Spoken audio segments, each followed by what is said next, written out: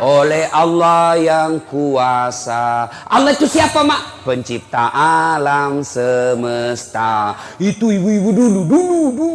Tidak ada majelis taklimnya. Dulu. Masuk Isra Mi'raj, lagunya apa? 27 Rajab Nabi Muhammad diisrakan dari Masjidil Haram ke Masjidil Aqsa. Dulu, ibu-ibu dulu. Pulang suaminya kerja capek, wah dibukakan pintu suaminya. Apa lagunya langsung? Bila kamu di sisiku, hati rasa syahdu. Suaminya marah-marah, ndak marah itu, dia nyanyi lagi. Insaflah wah.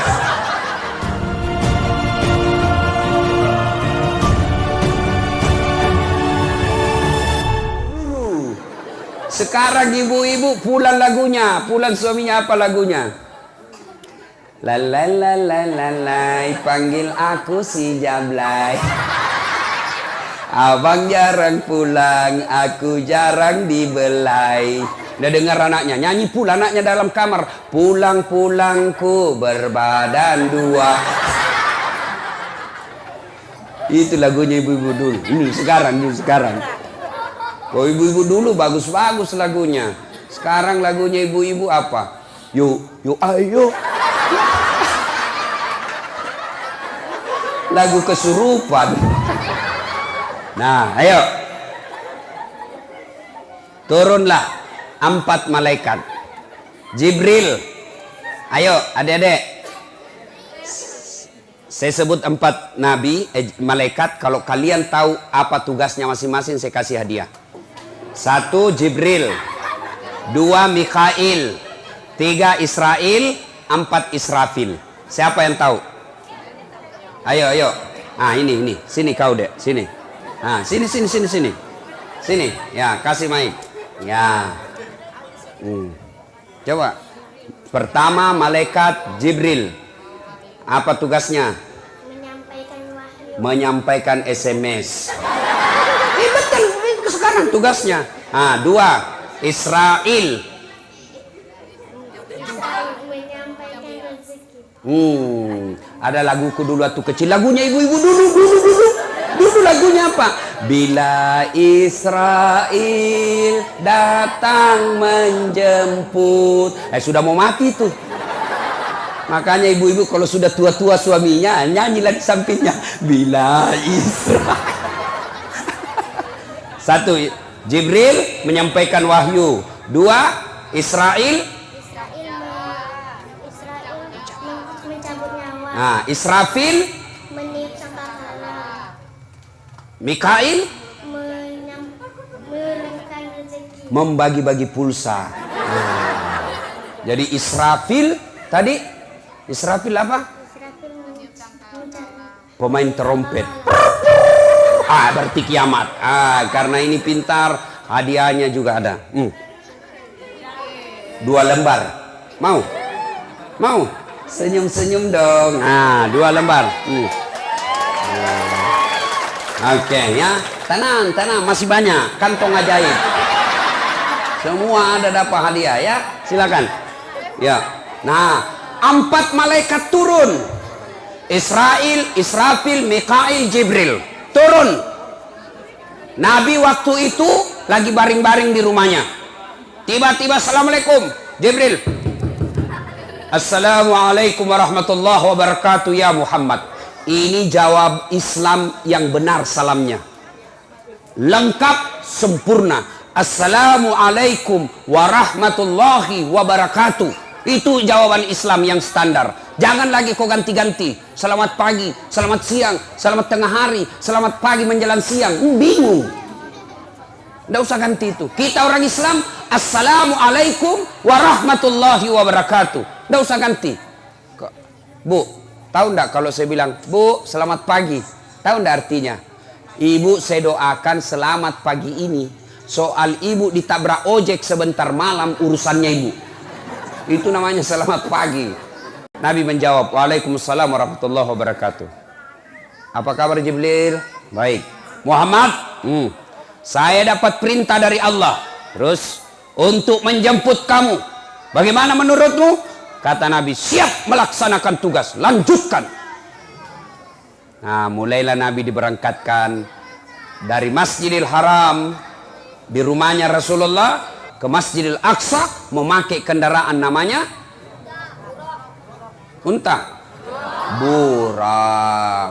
Ada yang masih ingat bagaimana gambarnya burak? Ada yang pernah lihat gambar burak? Ibu-ibu ini yang tua-tua yang sudah muka-muka sakaratil maut.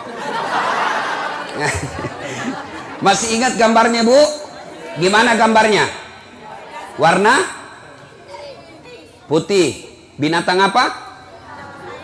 Kuda bersayap. Mukanya? Hah? Ah, terus wajahnya? Perempuan. Kalau masih dapat gambar seperti itu, segeralah merobek dan membakarnya. Kenapa? Karena itulah cara Yahudi memfitnah Nabi. Dia gambarkan perempuan cantik karena dia ingin menimbulkan kesan bahwa Muhammad memang suka menaiki perempuan. Itu gambar betul tidak betul, fitnahnya orang Yahudi. Nah, naiklah Nabi di kendaraan burak. Kendaraan burak ini kecepatannya melebihi kecepatan cahaya. Tahu namanya kecepatan cahaya, Bu? Saya tanya adik-adik, mana lebih cepat kecepatannya cahaya dengan kecepatan suara? Mana buktinya? Hah? Kenapa kilat? Hah? Kenapa? Nah, kilat itu biasa kita sudah lihat pecahan cahayanya. Beberapa detik kemudian baru kedengaran suaranya. Padahal bersamaan itu keluar. Atau pesawat. Bapak lihat pesawat. Sudah jauh pesawatnya baru kedengaran bunyinya. Kecepatannya burak lebih cepat lagi daripada kecepatan cahaya. Namanya kecepatan cahaya. Bapak berdiri di sini langsung lihat Aceh. Sampai di Aceh. Dia buka lagi lihat Jepang. Sampai lagi di Jepang. Kecepatannya itu burak. Naiklah Nabi. Diperjalankan dari Masjidil Haram di Mekah ke Masjidil Aqsa di Palestina. Bertanya mahasiswa saya di UNAS. Ustaz, Nabi kan mau ke langit. Ngapain dia ke Masjidil Aqsa? Kan boleh Nabi dari Mekah langsung ke langit. Untuk apa lagi perjalanan ke Masjidil Aqsa? Itu kan boros perjalanan. Nah, Allah jawab dalam Al-Quran. Kenapa Nabi diperjalankan dari Mekah ke Palestina?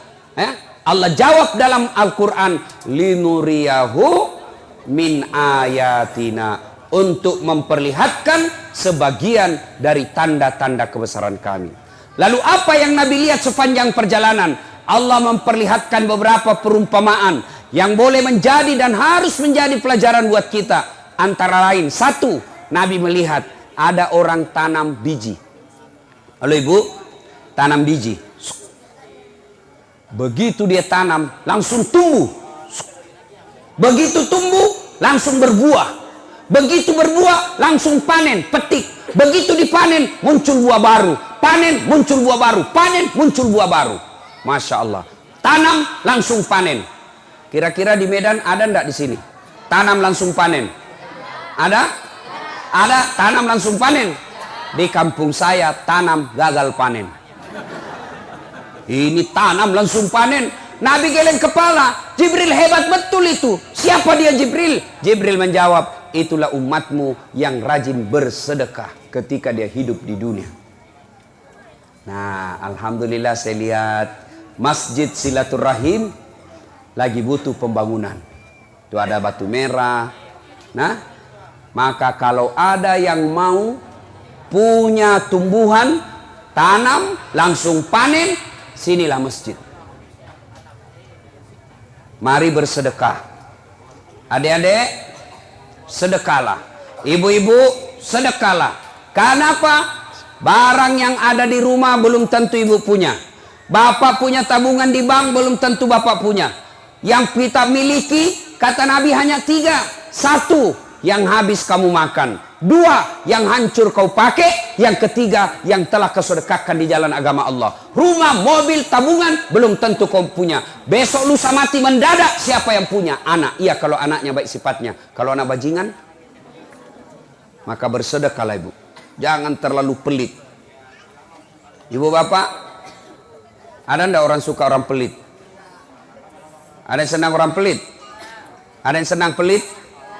Saya tanya ibu, kalau ada caleg, senang caleg dermawan atau pelit?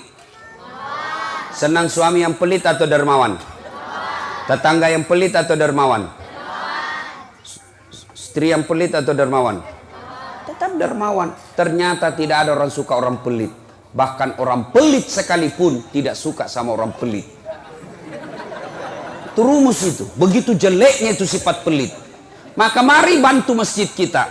Bagaimana cara membantunya? Bapak yang punya duit, bantulah masjid ini dengan pembangunan duit bantuannya. Saya tidak punya duit Ustadz, tapi saya pejabat, saya punya jabatan. Bantu pembangunan masjid ini dengan jabatanmu. Saya tidak punya duit, saya juga bukan pejabat, tapi saya mahasiswa, saya cerdas membangun, saya cerdas menggambar. Ayo bantu pembangunan masjid dengan keilmuanmu. Kamu pintar desain, kamu pintar bikin undangan, kamu pintar komputer, bantu dengan ilmumu. Saya tidak punya duit, bukan pejabat, tidak punya otak kemampuan juga, tapi saya punya tenaga, maka bantu masjid itu dengan bantuan tenaga. Kau datang angkat-angkat batu. Saya tidak punya duit, saya bukan pejabat, saya juga tidak cerdas, saya juga tidak punya tenaga, maka bantu pembangunan masjid dengan cara apa? Diam. Jangan banyak bicara. Ada juga orang begitu, tidak pernah didapat di masjid, tidak pernah nyumbang cara. Diam aja kau pelit. Ada begitu di sini. Ibu-ibu sedekah. Ibu-ibu, jangan, apalagi kalau suami bersedekah, ibu tidak tahu, ibu tidak dapat pahalanya. Maka kalau hari Jumat titip sedekah ibu ke masjid. Pak, ini ada duit saya 50.000 sedekah untuk satu sak semen. Nah, itu sudah dapat pahala ibu. Jangan terlalu pelit ibu. Kalau ibu meninggal tidak pernah sedekah, hancur ibu di akhirat. Benar. Kalau ibu tidak pernah sedekah, nyicil terus, nyicil tempat tidur, nyicil spring bed, nyicil rumah, nyicil tidak pernah sedekah, ibu kena serangan jantung, plak, meninggal. Siapa yang nikmati kasurnya ibu yang dicicil? Istri kedua. Ya? Jangan terlalu pelit. Sudah? Apalagi dilihat oleh Nabi, ada lagi dilihat oleh Nabi. Siapa gerangan?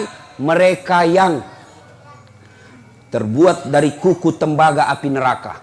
Kukunya terbuat dari tembaga api neraka. Dia cakar mukanya. Sakit tapi dia cakar. Lalu Nabi bertanya, siapa Jibril? Dia cakar-cakar mukanya. Dia tahu sakit tapi dia cakar. Lalu dia makan bangkai orang mati di depannya. Jibril, siapa itu Jibril? Jibril menjawab, itu umatmu yang suka cerita kejelekannya sesamanya muslim.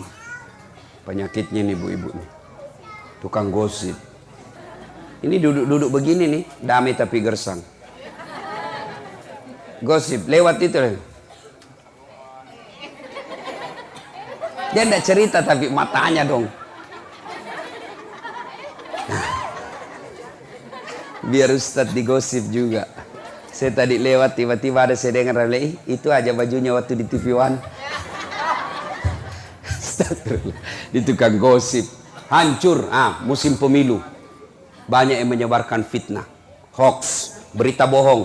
Kalian cakar-cakar nanti mukanya itu yang begitu. Sehingga Allah jelaskan, ayuhibbu ahadukum, sukakah kamu memakan bangkai sesamamu manusia? Sudah, apalagi dilihat oleh Nabi, ada orang disodorkan daging. Daging yang satunya harum, sudah direbus, enak, nikmat. Yang satunya daging busuk, bangkai berulat, bernanah. Suruh pilih, pilih mana? Ternyata dia pilih busuk, bau, bernanah, berulat. Nabi bertanya, bego betul itu Jibril. Ya Jibril, siapa dia Jibril? Jibril menjawab, itulah umatmu yang suka selingkuh. Suka apa? Selingkuh. Dikasih daging halal, ada istrinya yang halal, dia pergi berselingkuh. Dengar bapak-bapak yang suka selingkuh.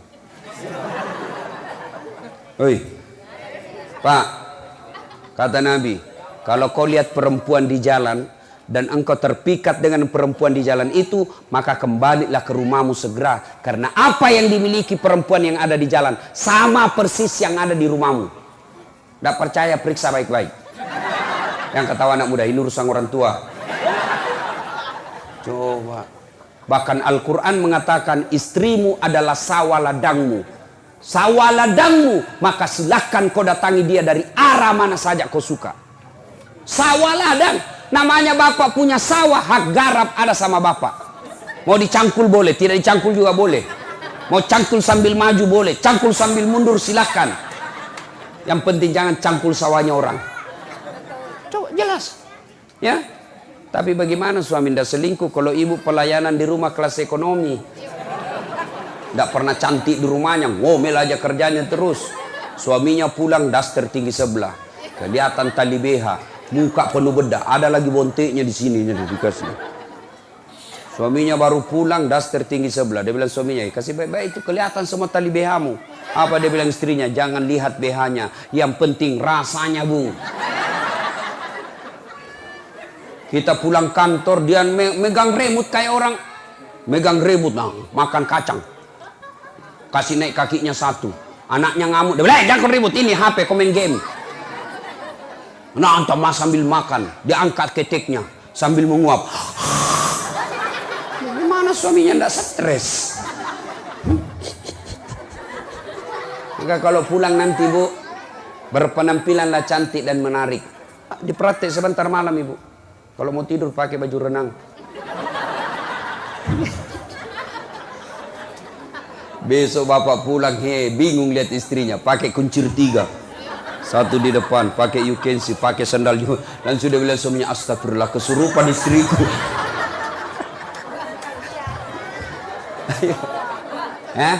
Penampilan cantik dan menarik di depan suami, itu wajib.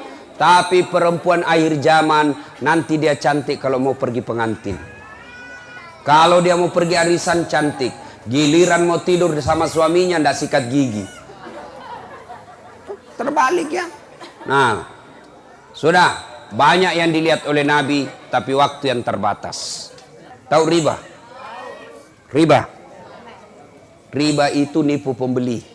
Contoh, dia jual bensin botolan. Tahu bensin botolan yang dijual di pinggir jalan? Dia tulislah bensin murni, padahal dia campur minyak tanah. Begitu pembelinya, kenapa kau tulis bensin murni? Kau campur minyak tanah? Apa katanya? Ya, kan namanya istriku murni, jadi ku tulis bensin murni.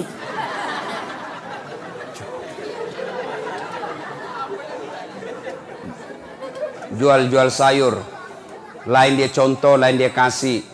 Jual beras, lain liternya ketika membeli, lain pula liternya ketika menjual. Itu semua itu menipu. Berapa harga sarungmu? 200.000. Mahal betul.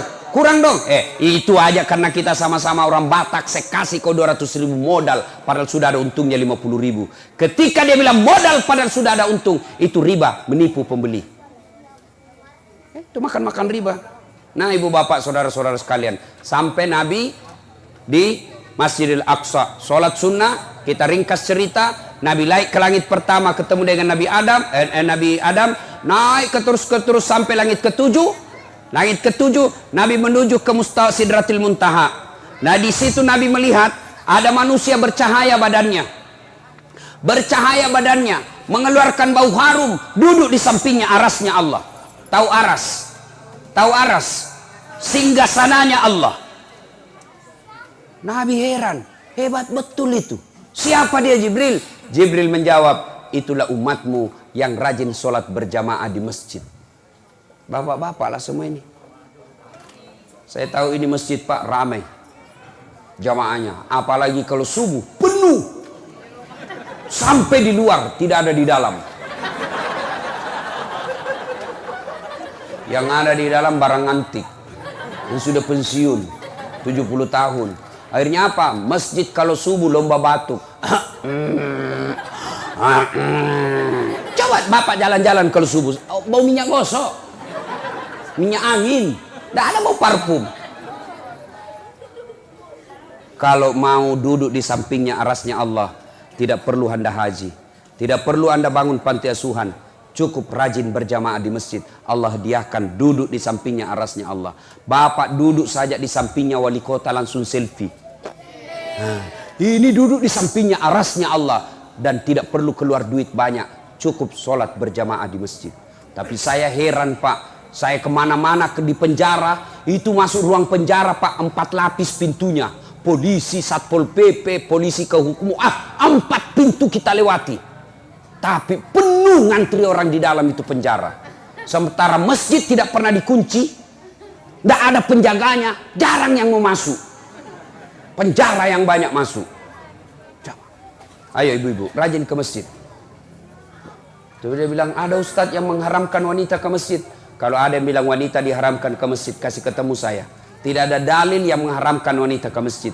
Nabi hanya mengatakan, wanita tidak dianjurkan ke masjid. Tapi kalau mereka mau ke masjid, jangan dilarang. Kenapa? Karena dulu perempuan kalau jalan tidak aman, terancam keselamatannya, diculik dan diperkosa bahkan dibunuh. Dulu. Sekarang kalau ibu ke masjid, apalagi usianya sudah 65 tahun, tidak ada yang mau culik. Siapa mau culik orang tua, bikin susah. Yuk, datang ke masjid. Ya. Nah, sekarang kenapa orang malas ke masjid? Apa sebabnya orang malas ke masjid? 1, manajemen masjid tidak bagus. 1, manajemen masjid tidak bagus. 2, kadangkala jamaahnya menjengkelkan. Bapak kalau datang berjamaah di masjid, ada tata krama dan etika berjamaah. 1, kalau anda kalau pergi sholat disunnahkan sikat gigi dulu, apalagi kalau subuh. Sunnah. Kenapa? Bapak baru bangun, tiba-tiba salam ketemu mukanya orang nguap. Itu sunnah sikat gigi dulu. Apalagi bapak kalau datang ke masjid jangan merasa sok alim dan merasa paling pintar, paling alim. Ada juga itu jamaah mengganggu orang. Baru mau takbir sudah diganggu kita.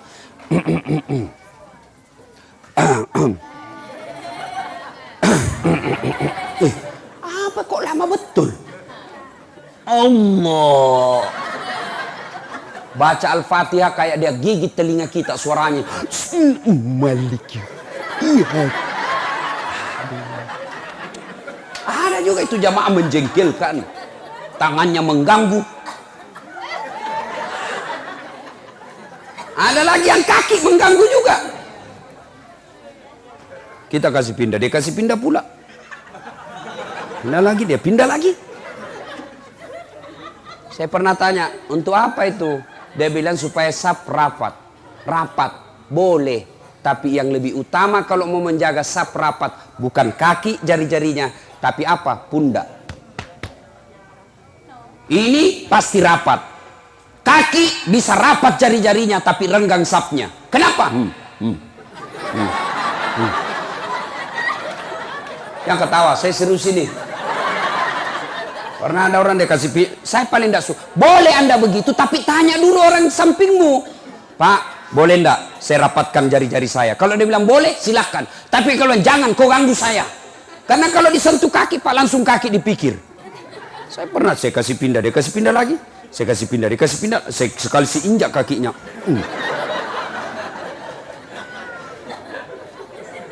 Ya. Kemudian, manajemen masjid perbaiki. Jangan lagi manajemen taman dulu. Masjid bangga betul kalau diumumkan saldo kas 100 juta, tidak ada tempat kencing. Saldo kas 70 juta, karpetnya sudah bau. Jangan simpan uangnya orang jadi saldo karena tidak jalan amalnya. Belanjakan. Kalau masjid sudah selesai dibangun, kasih masjid tetangga desa supaya jalan uangnya orang. Saldo kas 150 juta. Kita mau kencing tidak ada airnya. Iya, kalau kencing masih baik. Kalau yang kuning, saya pernah jadi korban. Saya sampailah, sok percaya diri. Selesai saya pencet. Tidak ada airnya. Buka keran, tidak ada air. Mati kita ini. Kalau kencing tidak ada masalah, Pak. Ini yang kuning kan. Terpaksa saya keluar. Apalagi yang membuat orang malas ke masjid? Manajemennya itu apa? Pengelolanya. Saya ada masjid saya, Pak, kecil. Ber-AC. Karpetnya kita usahakan tiap tahun ganti. Imamnya anak mahasiswa yang bagus, penghafal Quran. Saya belikan motor untuk dia pakai pergi kuliah. Saya bikinkan kamar. Saya bikinkan dapur yang baik. Bermalam di situ. Tukang azannya anak muda kita bikin lomba azan. Yang menang juara 1 azan. Digaji sekali sebulan. Tiap bulan digaji untuk azan 5 kali sehari. Imamnya baik, penceramanya profesional. Belum sampai di sana kita sudah kasih itu materinya dengan referensinya. Mic-nya bagus, ber-AC. Akhirnya orang enak datang ke masjid. Ini bagaimana orang mau ke masjid? Yang azan orang tua sudah pensiun. Sesak napas.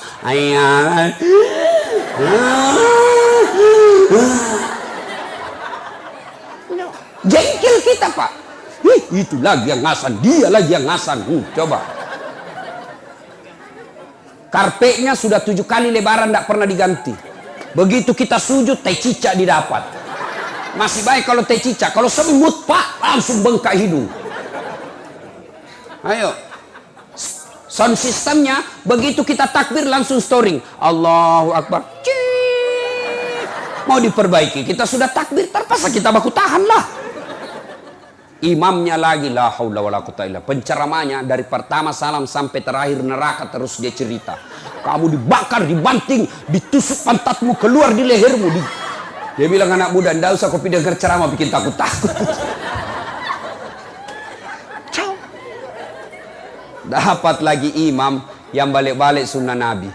Nabi menjelaskan, kalau kau jadi imam, ringkaskan bacaan sholatmu. Tolong kalau ada imam. Bapak tahu enggak kenapa maknanya itu sebelum angkat takbir disunnahkan balik ke belakang mengucapkan salat jami rahimakumullah. Luruskan dan rapatkan saf. Apa tujuannya? Supaya bapak melihat pasukannya, siapa pasukannya. Karena di belakang semua tidak sama. Barangkali ada ibu-ibu yang tahan kentut.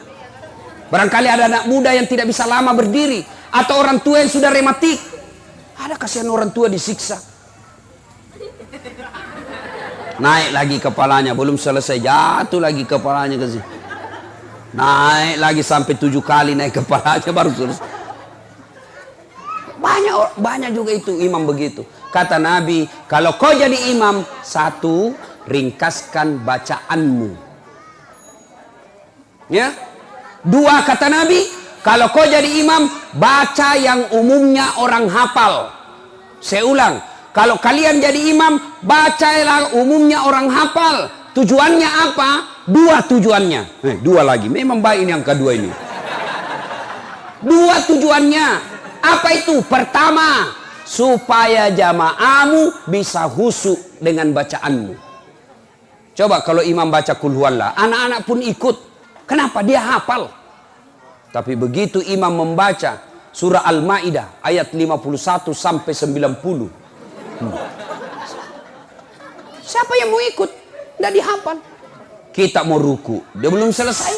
Kita mau ikut, tidak hafal. Terpaksa kita menghayal. Dibaca semua di dinding, Pak. Keadaan keuangan masjid, silaturahim, dibaca semua itu, Pak. Ayo. Pemasukan 70 juta, pengeluaran, dibaca semua itu, Pak. Belum sudah habis dibaca 1 papan, imam belum selesai, apalagi dibaca kalender Persatuan Guru Republik Indonesia. Coba, belum selesai imam, habis sudah dibaca dinding, habis sudah dibaca kalender, dibaca lagi bajunya orang di depan kita. Dasat Latif, caleg DPR RI. Coba, tidak batal ibu, tidak batal, cuma kurang nilainya. Kalau yang batal ibu, kalau kentut batal, makan batal. Tidak batal ibu. Kalau ibu baca itu tidak batal. Kalau bacanya dalam hati. Yang batalkan kalau ibu kentut, kelihatan aurat, makan, membelakangi kiblat, batal. Ya? Tidak diikrarkan, jangan kan biasa orang baca cuma dalam hati. Kalau dia ikrarkan, dia baca betul Persatuan Guru Republik, batal. Ya? Karena tidak boleh membaca bacaan di luar bacaan sholat. Nah, siapa yang salah? Imam. Yang kedua kata Nabi, dianjurkan membaca yang umumnya orang hafal. Selain tujuannya supaya orang khusyuk, yang kedua supaya kalau imam salah ada yang bisa luruskan. Coba kalau imam membaca Al-Kafirun, begitu salah ada yang bisa luruskan. Tapi begitu imam membaca surah An-Nur ayat 55 sampai 102, begitu salah, rasai kok. Adalah anak muda imam, Pak, penghafal Quran, dites hafalannya. Begitu dia baca, hanya dia yang tahu. Tiba-tiba ada cicak jatuh dekat telinganya. Kaget. Namanya orang kaget, stres. Stres itu hilang ingatan, hilang hafalannya. Apa sambungannya ini? Dia lupa betul suasana hening masjid. Dia ingat-ingat, betul-betul dia tidak bisa ingat lagi. Ini imam langsung dia bilang, tolong bantu di belakang. Dia bilang yang di belakang, saya juga tidak tahu. Tiba-tiba ada anak muda berteriak, dia bilang, kalau begitu ya sudah, Allahu Akbar.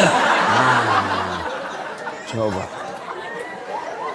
Wallahu a'lam, benar atau tidak ini? Ini yang saya alami, ini betul kejadiannya. Apa kejadiannya? Waktu itu saya masih SMP. Sholat asar di kampung saya. Imam sujud, lama betul imam sujud. Lama betul. 1 menit. Ini sudah 2 menit, belum selesai. Ada teman saya tidak tahan, langsung diangkat kepalanya. Wih, hilang imam. Langsung teriak saya, oh iya, hilang betul. Pak, bangun semua orang, kacau. Bubar, hilang imam. Selesai sholat, ditanya lah ini Pak Imam, kenapa kau tinggalkan saf? Karena ada pintu di samping, ini kayak begini kan? Kenapa kau tinggalkan saf? Dia bilang, saya kentut nak. Lalu dia bilang, Pak Imam, lain kali kalau kau kentut, kasih bangun dulu orang lihat kepalanya supaya kau dilihat. Apa dia bilang Pak Imam? Saya sengaja nak, karena saya malu kau lihat saya. Kacau sholat Pak. Ayo, siapa yang salah? Siapa yang salah? Ada juga ini waktu saya kuliah, wasiswa. Waktu itu belum saya jadi ustadz. Ada teman saya anak fakultas teknik. Saya hanya pakai baju kaos di posko KKN. Ini teman saya fakultas teknik, dia pakai songkok, pakai gamis. Saya pikir baik hafalannya ini. Iyalah disuruh imam. Baca Al-Fatihah masih aman. Begitu dia baca Al-Kafirun, mulai ribut. Wala antum abiduna ma amud wala ana abidu ma abattum wala antum abiduna ma am wala ana abidu ma abattum wala antum. Ini teman saya namanya Ridwan, anak fakultas sastra. Langsung dia bilang, weh kenapa itu tak putar-putar tidak mau sampai. Langsung dia bilang gini, imam, ini juga kupikir. Kacau sholat. Siapa yang salah? Siapa yang salah? Makmum atau imam? Makmum atau imam? Makmum atau imam? Imam. Makanya hati-hati milih imam. Hati-hati milih imam. Jadi makmum, orang gila boleh jadi makmum. Jadi makmum, boleh anak belum balik jadi makmum. Jadi makmum, boleh penjahat jadi makmum. Kalau batal makmum, kau tinggalkan sendiri, saf tetap jalan. Imam jamaah tetap jalan. Batal salah satu jamaah, tinggalkan, kau kentut, kau pingsan, kau tidur, tetap jamaah jalan. Tapi kalau imam salah, batal jamaah kita, kacau satu masjid. Maka hati-hati milih imam. Syaratnya berat, syaratnya ada dalam fikih. Nah, ibu bapak, saudara-saudara sekalian, sampailah Nabi di Mustawa. Lalu Nabi mengajukan permohonan. Begitu Nabi masuk, kata Jibril, ya Muhammad, mohon maaf, saya hanya bisa mengantarmu sampai di sini. Saya tidak bisa memasuki area ini, hanya engkau yang diizinkan oleh Allah. Baik. Jibril tidak masuk. Begitu Nabi masuk area kebesaran Allah, kedengaran suara area Allah. Assalamu alayka ayyuhan nabiyyu wa rahmatullahi wa barakatuh. Itu kata Allah. Lalu Nabi menjawabnya, Assalamu alayna wa ala ibadillahi salihin. Ashhadu Allah ilaha illallah. Lalu Allah menjawabnya, wa ashhadu annaka ya Muhammad wa rasulillah. Itu dialog antara Allah dengan Rasulullah. Itulah yang kita baca dalam tahiyat. Bapak tahu enggak namanya dialog? Tahu namanya dialog? Dialog itu Bapak bicara, saya diam mendengar. Itu namanya dialog. Kemudian saya bicara, giliran Bapak yang diam mendengar. Itu namanya dialog. Saling memberi waktu untuk berbicara. Dialog namanya. Tapi kalau Bapak bicara, saya juga bicara, bukan dialog, tapi bertengkar. Nah, itu orang bertengkar itu yang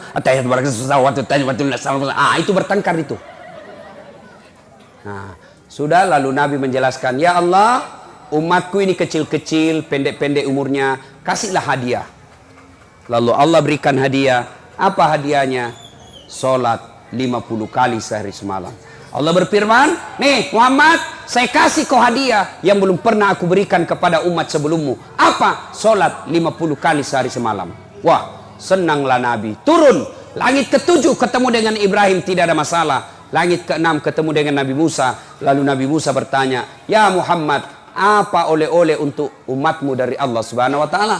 Nabi menjelaskan, alhamdulillah saya diberikan perintah sholat 50 kali sehari semalam. Nabi Musa berkata, berapa mas bro? 50 kali. Bah, kebanyakan. Kau minta diskon. Pasti umatmu tidak mampu lakukan. Umatku saja yang besar-besar tinggi tidak mampu 50. Kau minta keringanan. Naiklah Nabi minta. Sekarang tinggal 5. Kalau saya naik lagi tidak ada saya dapat. Sudahlah. Ternyata, oh ternyata, apa yang dikhawatirkan Nabi Musa betul adanya. Sekarang saja yang tinggal 5. Masih ada yang tidak sama sekali. Bagaimana seandainya jadi 50 kali? Alhamdulillah, meskipun tinggal 5, nilai keutamaannya tetap sama 50. Nah, turunlah Nabi, disampaikanlah kejadian ini, dan orang pertama yang percaya tentang kejadian Isra Mi'raj ini adalah Abu Bakar Siddiq, sehingga dia disebut dengan As-Siddiq. Sudah dicerita. Nah, sampailah itu sholat ke kita. Kembali kepada awal cerita. Masih ada yang ingat tahun duka citanya Nabi? Masih? Nah, apa yang Allah kasih hadiah ketika Nabi duka? Apa yang Allah kasih ketika Nabi ada masalah? Puasa? Bukan. Zakat? Bukan. Haji? Bukan. Apa yang Allah kasih hadiah? Sholat 5 waktu. Artinya, jika Bapak Ibu ada masalah dalam hidup ini, maka pilihan menyelesaikan masalah itu adalah sholat. Ibu bapak, adik-adik, ada enggak di sini yang tidak ada masalahnya? Ada di sini tidak ada masalahnya? Ada? Ini saya lihat muka-muka penuh masalah semua ini. Ya, anak nakal, suami rewel, mau kawin lagi takut sama istri, semua masalah. Saya kasih contoh. Ibu-ibu, Pak, istri cantik. Kalau bapak punya istri cantik, masalah atau bukan? Masalah, digoda orang. Apalagi kalau suaminya jelek, lebih masalah lagi. Oh, berarti bagus kalau jelek istri, Ustaz, karena cantik masalah. Berarti bagus kalau jelek. Jelek istri, nah hina orang, Pak. Kita lagi malu jalan sama dia. Duluan aja dek, kalau ada pengantin, nanti di gedung kita ketemu ya. Yuk duluan aja deh, duluan. Pas sampai istrinya, Pak, saya sudah sampai. Nggak jadi dek, saya menceret. Kenapa? Malu dekat sama istri jelek. Berarti bagus kalau tidak ada istri. Tidak ada istri pun masalah. Kesepian. Berarti bagus kalau banyak istri. Lebih masalah lagi. Ada istri masalah, tidak ada istri masalah, cantik istri masalah, jelek istri masalah. Semua masalah. Adik-adik kuliah, apa masalahnya? Apa masalahnya? Mau sarjana. Sudah sarjana selesai masalahnya, muncul masalah baru, mau kerja. Sudah kerja selesai masalahnya, muncul masalah baru, mau jadi kepala bagian. Sudah jadi kepala bagian, selesai masalah, muncul masalah lebih besar, mau jadi kepala dinas. Sudah jadi kepala dinas, selesai masalahnya, makin besar masalahnya, mau jadi sekda. Sudah jadi sekda, selesai masalah, makin besar lagi, apa? Mau jadi bupati. Sudah jadi bupati, selesai masalahnya, belum, mau 2 periode. Iya tuh. Waktu belum punya mobil, apa masalahnya? Mau punya kendaraan. Sudah punya mobil, selesai masalahnya. Masalah besar apa? Cicilannya tiap bulan. Coba. Yang paling banyak masalahnya sekarang adalah caleg. Paling banyak masalah sekarang. Ibu-ibu, apa masalahnya? Anaknya rewel, anaknya nakal, suaminya selingkuh. Semua ada masalah. Alhamdulillah. Allah tidak berkata, Das'at, kalau ada masalahmu, kau jadi dokter dulu.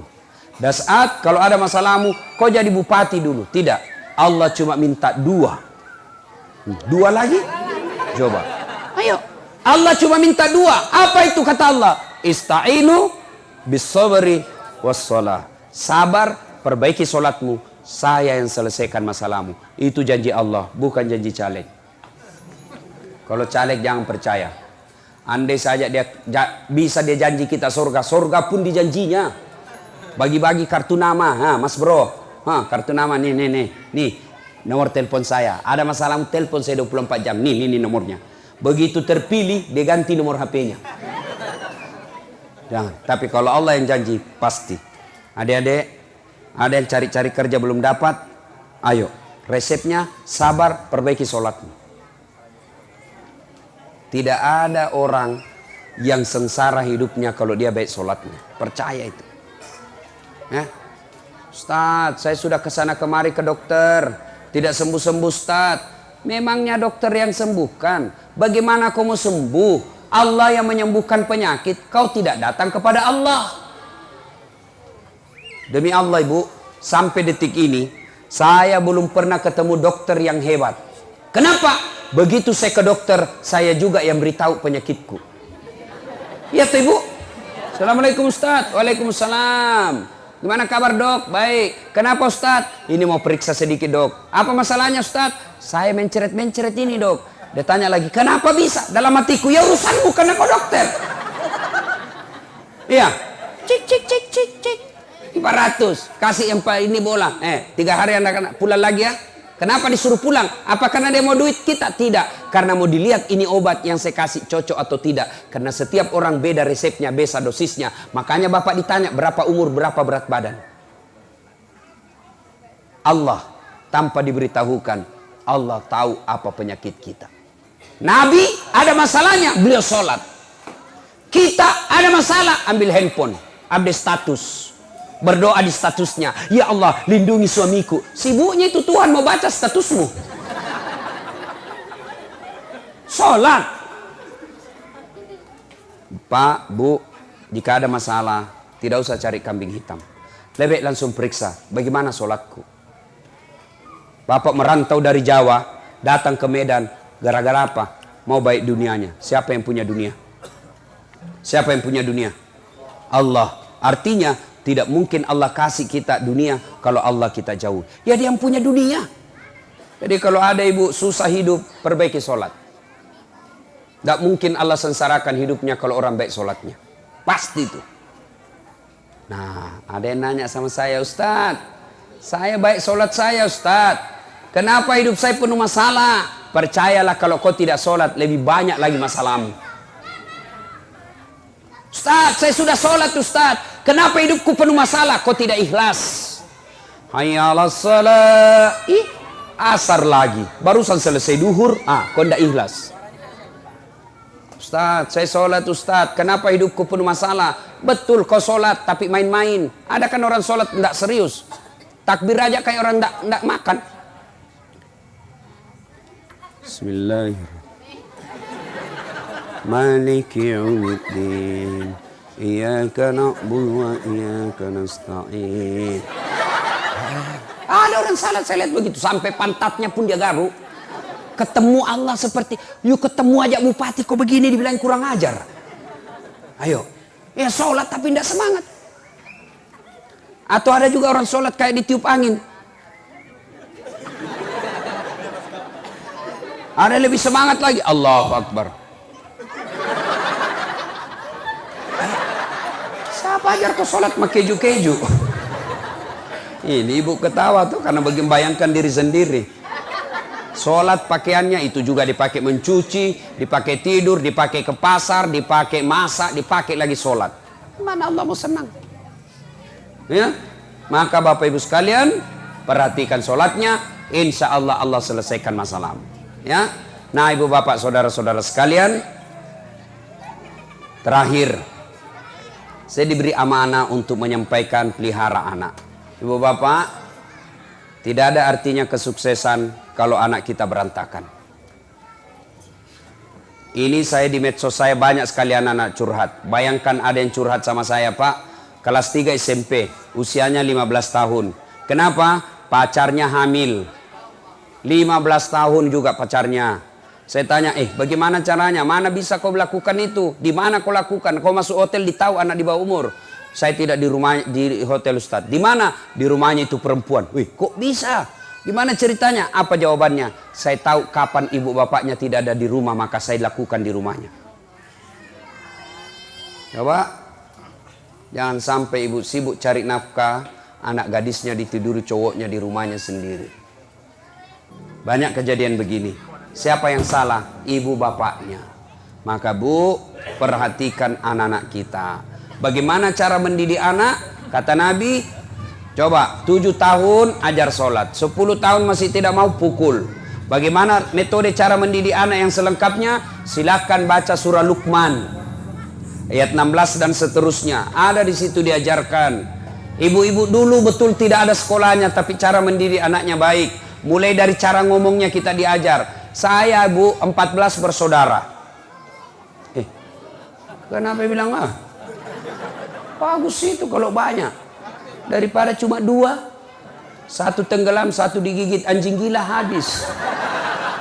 Kalau 14, satu tenggelam masih ada 13. Satu kesetrum masih ada 12. Satu dimakan buaya masih ada 11. Sial betul kalau 14 tidak ada yang jadi. Bapak besok-besok ke daerah Makassar, lihat orang ceramah mirip-mirip saya. Kalau bukan adik saya, kakak saya. Ibu saya tidak ada sekolah, bapak saya petani penggarap, tapi ibu saya ngajarkan akhlak. Salah satu cara akhlak yang diajarkan, pergi saja minjam barang itu diajari kita. Kalau kau pergi ngomong, kau pergi pinjam piring, kau duduk dulu, jangan kau bicara sambil berdiri, kurang ajar namanya itu. Diajari kita sampai cara duduk pun diajari, begini caramu duduk. Setelah kau duduk baru kau ngomong. Bu, tidak cukup sampai situ. Besok ibu saya ketemu sama yang ditempati pinjam, dia tanya lagi ibu saya, bagaimana anakku, baik je caranya ngomong, tidak kurang ajar tadi di rumah. Tuh dulu. Bubuk dulu. Kita dulu waktu kecil, satu kamar, 3 orang di atas tempat tidur. Apa faedahnya? Ada mata-matanya orang tua. Mak, pacaran bak kakakku. Kenapa kau tahu? Saya dapat suratnya. Dulu kita mau pergi main, tidak boleh pergi main kalau tidak bawa adik. Orang Bugis sebelah Matarana, ngurus anak. Adik, Pak, saya mau main mak. Ayo kau pergi, tapi bawa adikmu. Kau menangis adikmu, kau saya pukul. Akhirnya apa? Kita punya tanggung jawab. Makanya saya jarang sekali dikasih masuk main kalau sama temanku. Dia mau kasih masuk dasar, suka menangis adiknya. Apa itu? Dulu kita itu begitu Pak. Kita mau minta duit, tidak langsung dikasih. Pak, saya membayar. Kata bapak, ayo, gampang pembayaranmu nak. Kau bersihkan dulu itu kamar mandi, kau isi itu dulu bak. Sekarang mana ada itu? Anaknya rewel langsung dikasih HP. Rewel main kau game. Siapa yang rusak anak kita sekarang? Handphone. Itu yang saya katakan tadi, itu video call.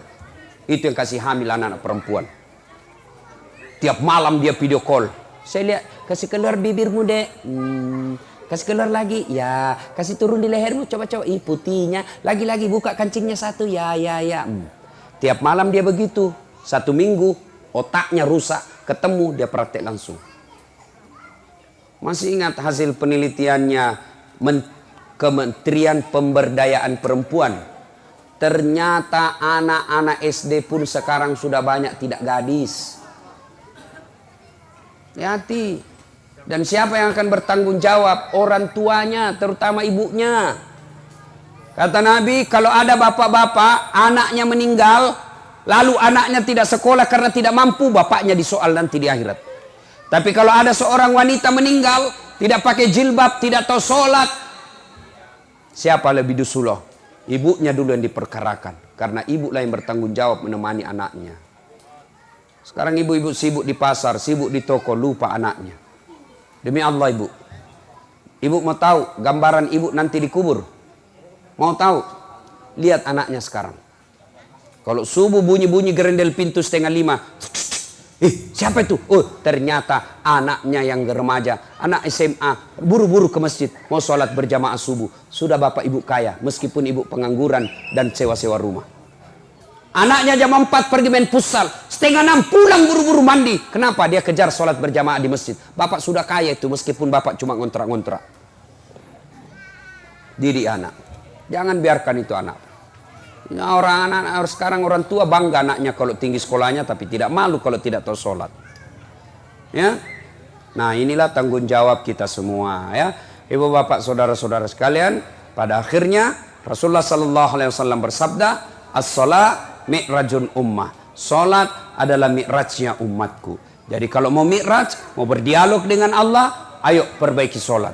Tidak cukup yang 5 waktu, tambah-tambah yang sunnah. Perbaiki salatnya, mulai baca Al-Fatihahnya, baca doa-doa rukuknya, terutama tumak ninanya. Apa itu tumak nina?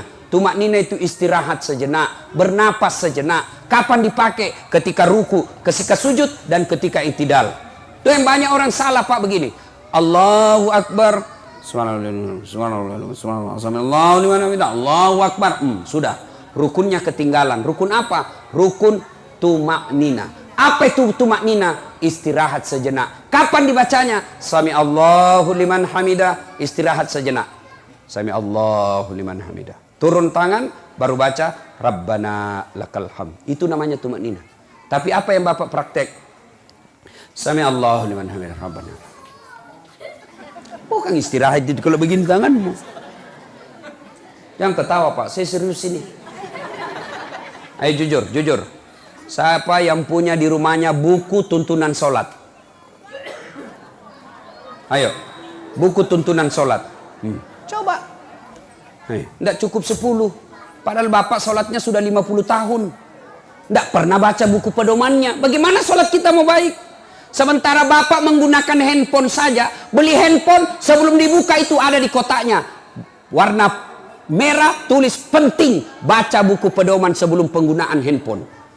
Handphone aja dipakai nelpon selingkuh, ada buku pedomannya. Apalagi mau ketemu dengan Allah, dialog dengan Allah. Bapak tidak pernah baca pedomannya. Akhirnya apa? Mulai takbirnya salah-salah.